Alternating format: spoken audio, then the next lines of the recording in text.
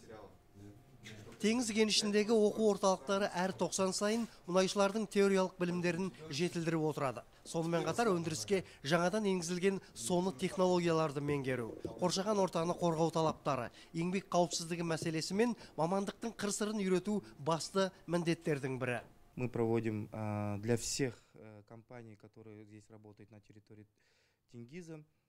Наши отзывы очень хорошие, так как люди у нас не уменьшаются, а больше прибавляются даже. И у нас постоянные заявки различные.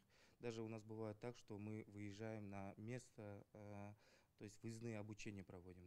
Отандық оқу орталықтары кейбір сирек мамандықтары бойынша шетелдік тәлімгерлерді де жұмысқа тартып отыр. Оқу жұмысшылардың қалауы бойынша қазақ, орыс және ағылшын тілдерінде жүргізіледі. Қоршаған ортаға техника қауіпсіздігіне қатты көңіл бөлінеді. Сондықтан да жаңағы неше түрлі темаға осы жыл сайын оқып тұрады. Жыл сайын оқу міндетіміз және. Сосын мынау технологияның ауысқанына байланысты жаңағы техника қауіпсіздігі жөнінде осындай оқуларын өтіп тұрамыз. Жылына 3 рет, 4 рет.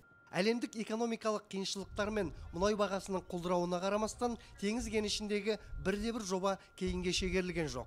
Демек, сервистік қызмет көрсетуші отандық кәсіпорындар да болашағына сеніммен қарайды.